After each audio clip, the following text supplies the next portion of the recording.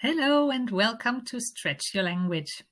My name is Antje and I want to help you make the most out of your foreign language skills in real life conversation. Today we look at different tools that can help you express the things that you want to express in another language and to overcome any knowledge gap. If you learn a new language in a classroom, then you will have come across this sinking feeling in your stomach if you get stuck in a real life conversation thinking, I've not learned how to say this yet.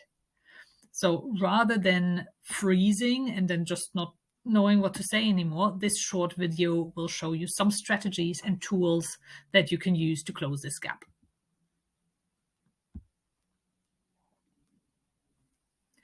The first tool I want you to try out is your own language.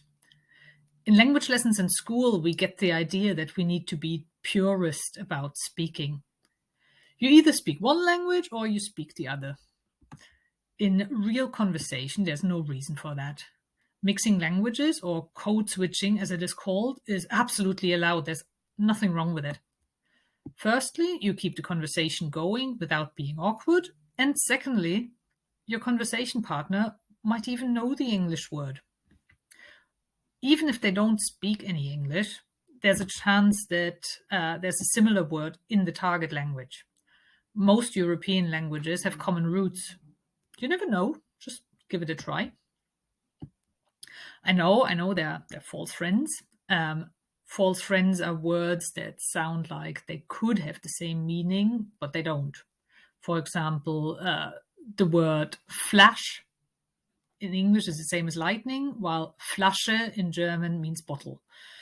But really, the words are so, the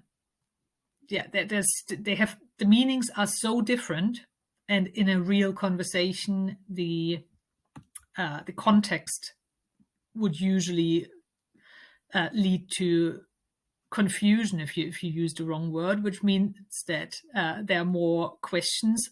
You really sure? Do you mean this? Should we now try and find out the real word? So the conversation is not completed. You will find out the real word, even if you use the wrong one, there will usually not be any horrible consequences from that. The worst that can happen is that you've got a fun anecdote to share afterwards.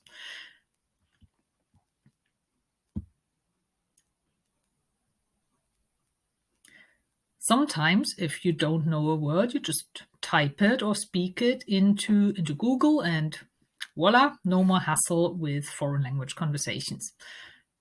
I hear this quite a lot, but be honest with yourself. When have you successfully used Google Translate in the middle of a real life conversation? Google Translate is an absolutely brilliant tool for expanding your vocabulary and in learning while you're doing your homework. You just quickly check a word, but to use it in the middle of a conversation, use it sparingly. It massively slows down real conversation. So I can think of a situation where the conversation got stuck because we were looking for a specific word, and without the meaning of this word, the conversation would not move on. But in any case, mostly we didn't look for the translation. Mostly it was some sort of like, specific species of birds or animals or plants or something. And then usually we used Google Images rather than Translate. So that's something that I can think of how I've used it in conversation before. Like, I really need to pull out my phone now because I need to show you rather than describe it to you. By all means use it, but use it sparingly. If you keep stuck to using it all the time, that there would be, it would really be a shame, because a lot of cues in the conversation, you would see in the face and in the body language of your conversation partner, and you would miss that if your eyes are on the screen. Additionally, if you need a language tool in public, like for example, if you're checking into a hotel or if you're booking a taxi, consider safety aspects of using your phone or Google Translate. I would not recommend using your phone, any digital translation app in public.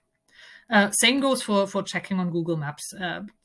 The more you can prepare information in private, the less you make yourself a target for thieves, especially when you're in a unknown situation where you clearly do not have the support of knowing your way around it. It just is safer to keep in your pocket.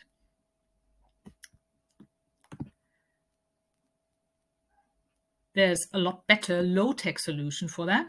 I can highly recommend always carrying a small notepad or piece of paper and a pencil with you when you're likely to get into foreign language conversations. Any words that you get stuck on, write them down. Usually the written word is not affected by pronunciation or accent. So if you actually know the right word, but you're just saying it wrong, that will definitely get anything unstuck. And if you don't know the word, you're sketching. You don't need to be an artist to write down symbols or letters or numbers or stick figures. Plus, you can easily exchange any written information over a piece of paper with a stranger. Like, for example, writing down a destination or an address and then handing it to a taxi driver. Not a problem at all.